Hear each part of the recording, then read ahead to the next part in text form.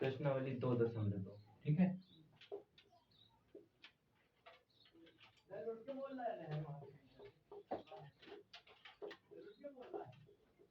प्रश्नावली 2.2 का कुछ पहले बेसिक पढ़ लेते हैं।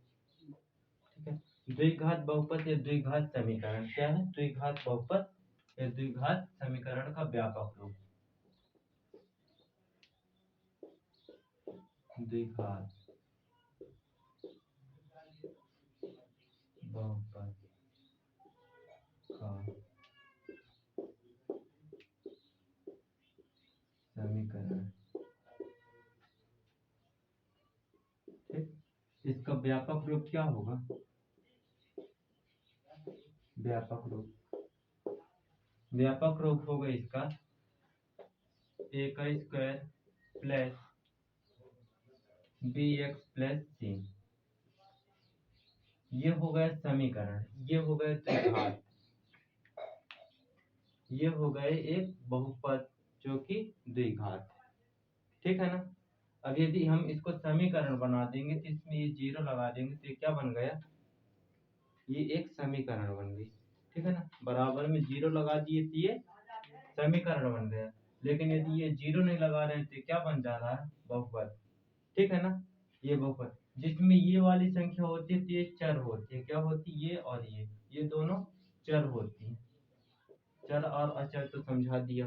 ठीक है, और ये संख्या जो होती है तो ये अचर होती है, ये अचर होती है। ठीक है ना, जैसे कि कोई समीकरण ले लो, 2x का स्क्वायर प्लस 3x प्लस 3। फिर देखो ये 2x और ये 3x, ये दोनों पद जो है तो ये क्या है? ये दोनों पद चर है। ठीक है, और ये जो है तो ये पद अचर है। ठीक है, इतनी बात समझ में आई। अब इसके बाद में आगे बढ़ते हैं। ये बात समझ में आई, चर अचर समीकरण द्विघात क्या होते हैं, कैसे बनते हैं। ठीक है ना। अब सीधे प्रश्नावली में चलते हैं।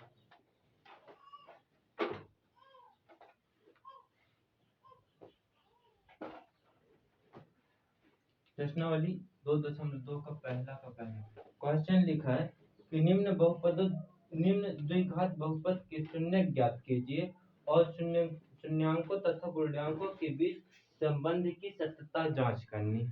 ठीक है, पहला का पहला क्या है? x का स्क्वायर माइनस 2x माइनस 5। ठीक है, अब इसको करने के लिए हम पहला कंडीशन तो ये कि इसको कुछ ऐसा कोई संख्या खोजनी है जो कि ये -2 आए गुणा करने पर। इन दोनों को पहले गुणा करेंगे। देखो इसका गुणज क्या होगा? एक होगा कि नहीं? इसका गुणज एक क्यों होगा? क्योंकि ये x का स्क्वायर है। यदि इसका गुणज 2 होता तो यहाँ पर 2x लिखा होता। देखो यदि किसी भी संख्या के आगे कोई चिन्ह ना लगे, मतलब कोई संख्या ना लिखी हो, ठीक है ना, तो उसका गुणज क्या होता है? एक होता है। सब दिन एक होता है। इसका गुणज क्या होगा? एक। ठीक है, इसका गुणज एक होगा तो 1 का 8 में हम गुणा कर देंगे। 1 का 8 में गुणा करेंगे तो कितना आएगा? 8 ही आएगा ना। 8 ही आएगा जब, तो हमको कोई ऐसी दो, इस 8 को ऐसे दो भागों में तोड़ना है, ऐसा दो भागों में तोड़ना है कि गुणा करें तो 8 आए, गुणा करें तो 8 आए, और यदि जोड़े या कि फिर घटाएं तो -2 आए। दो भागों में तोड़ना है इस 8 को कि यदि गुणा करें तो क्या आ जाए? हाँ, गुणा करें तो 8 आ जाए, और जोड़े या कि फिर घटाएं तो कितना आ जाए? 2। तो इसका पहले हम लोग गुणनखंड निकाल लेते हैं। 2 से कट जाएगा 4 बार में, 2 4 से कट जाएगा, शायद से आ जाना चाहिए। यदि हम -4x में प्लस का 2x घटाएं तो क्या आ जाएगा? क्या आ जाएगा? -2 आ जाएगा।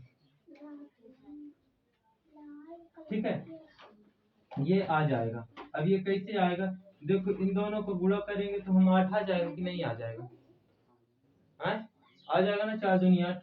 अब देखो ये -4 है और ये +2 है। ठीक है, ये माइनस का 4 है और ये प्लस का 2। -4 में प्लस का 2 घटाएंगे तो माइनस का 2 आ जाएगा। ठीक है ना, ये संख्या अपन को निकल रही, तो इसको हम ये इसमें से तोड़ सकते हैं। इसको हम लिख सकते हैं एक्स का स्क्वायर -4x प्लस 2x -8। ये हमने तोड़ दिया।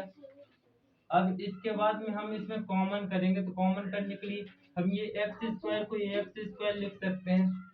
ठीक है, माइनस का माइनस 4 2 इंटू 2 इंटू एक्स, ये लिख सकते हैं हम इसको 4x को। ठीक है, प्लस 2x का 2x माइनस का माइनस और ये 2 गुणे 2 8 लिख सकते हैं। ये मिटा दे रहा हूँ। ठीक है, ये लिख सकते हैं। अब इसमें कॉमन खोजना है, ऐसी कोई संख्या जो कि यहाँ से इतने में, ये इतने में कॉमन लेना और ये कितने में कॉमन लेना। कॉमन का मतलब ये होता है कि ऐसी कोई संख्या में से खोजना है, चाहे चर हो या अचर हो, कोई भी संख्या हो, कोई भी संख्या हो, तो उसमें क्या हो जाए, कि चर दोनों साइड, इसमें भी और इसमें भी सेम सा हो। ठीक है ना, तो देखो इसमें क्या मिल रहा है हमको, x मिल रहा है, x इस साइड भी है और x इस साइड भी है। ठीक है ना, तो क्या मिल गया x। अब हमको बचा क्या, जब एक x हमने बाहर निकाल लिया तो यहाँ पास क्या बचा, एक x बचा कि नहीं बचा, 2 बचा नहीं, यहाँ पास ये लिखा है, यहाँ पास ये लिखा x into x into x, तो ये x को x में 2 बार तोड़ दिया हूँ। ठीक है, तो ये x को जब हम इसको इस x को बाहर निकाल लिए तो एक x बचा, x लिख दिए। माइनस का है तो ये माइनस जो है तो माइनस का माइनस। अब देखो ये भी x इससे निकल गया है, ये निकल गया, तो बचा क्या, 2 दूनी 4। ठीक है, इसके बाद में ये प्लस है तो ये प्लस का प्लस। अब देखो इसमें क्या है, कॉमन 2 है तो ये 2 लिख दिए। ठीक, अब ये बताओ कि जब ये 2 निकल गया और एक ये 2 निकल गया तो इसमें बचा क्या, x माइनस 2 और 2 दूनी 4, ये बचा। ठीक है, अब इसके बाद में इनमें कॉमन खोजना है फिर दोनों में। ऐसे यदि यहाँ तक ये और ये बराबर आ गए तो ये हमारे ऊपर सही है, यदि ये बराबर नहीं आ रहा तो ये गलत है। ठीक है, इसके बाद में इसमें माइनस का 4 x माइनस 4 और एक ये बचा x प्लस 2। अब इसको शून्यक हमको ज्ञात करना, क्या ज्ञात करना, शून्यक। ठीक है, तो शून्यक ज्ञात करने के लिए एक तो x माइनस 4 बराबर 0 मान लेंगे और दूसरा x प्लस 2 बराबर 0 मान लेंगे। ठीक है ना, ये मान लेंगे। इसके बाद में ये माइनस को, ये -4 है, ये -4 को हम इस साइड पक्षांतर कर देंगे तो ये प्लस का 4 हो जाएगा। ठीक है ना, क्या कर देंगे, पक्षांतर करने पर, पक्षांतर करने पर। ठीक है, तो x बराबर ये माइनस का 4 इस साइड है तो इस साइड जाकर प्लस का 4, तो ये प्लस का 4 बचा। अब देखो इसको भी हम क्या कर देंगे, पक्षांतर।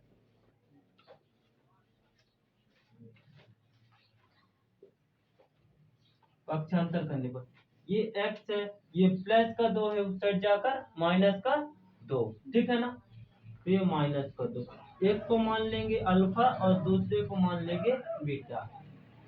ठीक है, दूसरे को मान लेंगे बीटा। अब इसके बाद में क्वेश्चन बोल रहा है कि इनमें जांच भी करने, उनके बीच की संबंध को जांच भी करना, तो संबंध को जांच कर ले रहे हैं। अब संबंध को जांच करने के लिए क्या सूत्र पता है? तो बताओ क्या है?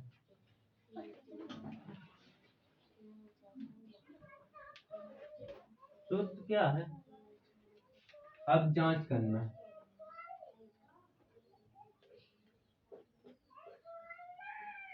जांच में हमको पहले ये छवि से कुछ लेना पड़ेगा। हमको इसमें क्या क्या दिख रहा है,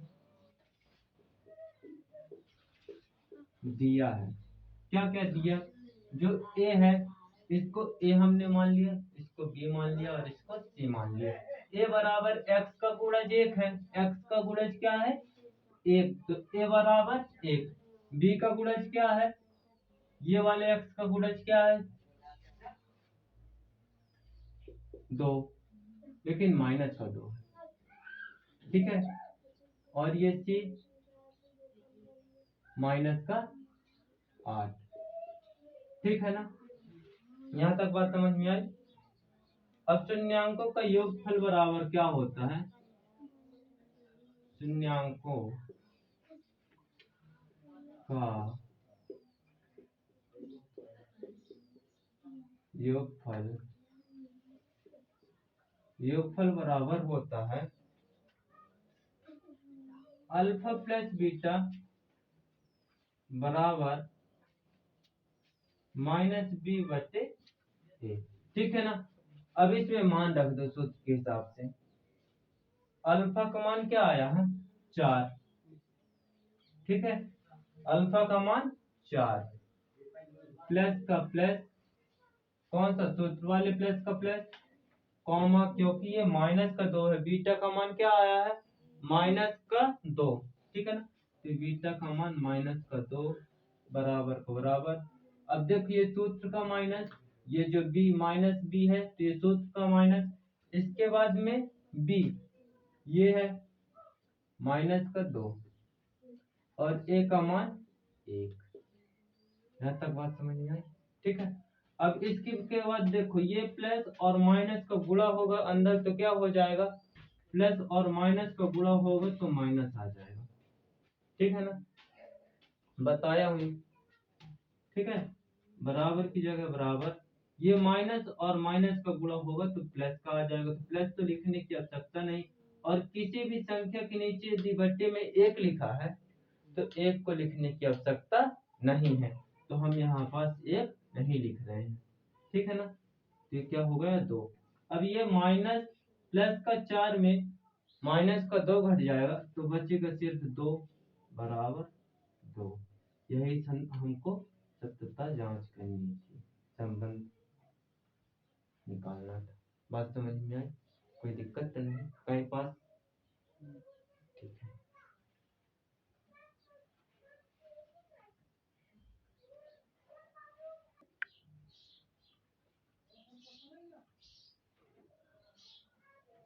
अब शून्यांकों का गुणनफल, ठीक है, शून्यांकों का गुणनफल, शून्यांकों का गुणनफल के बराबर होता है अल्फा इंटू बीटा बराबर सी बटे ए, ठीक है, ये होता है। अब अल्फा का मान क्या है 4 इंटू बीटा का मान क्या है -2 बराबर सी का मान क्या है -8, ए का मान क्या है 1, ठीक है। अब देखो ये जो है 4 तो ये प्लस का, प्लस और माइनस का गुणा होगा तो माइनस, और 4 दूनी 8 बराबर, ये 1 को नीचे लिखा नहीं जाएगा क्योंकि किसी भी संख्या के हर में 1 नहीं लिखा जाता, ठीक है ना। ये -8, ये क्या हो गया शून्यांकों का गुणनफल भी निकल आया, मतलब ये सत्यता की जांच सही है। ये जो हमने सवाल किए थे ये क्या है सही है, ठीक है, लिख लो।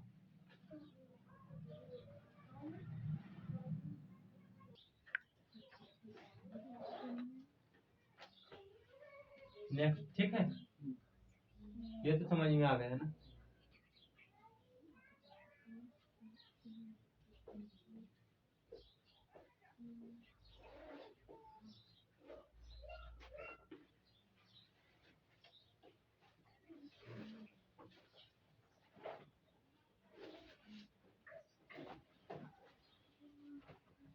दूसरा है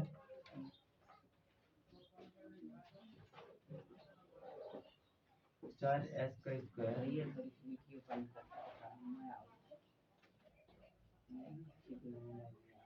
4s का स्क्वायर माइनस 4s प्लस 1। ठीक है। खेत में चलो गाड़ी लगी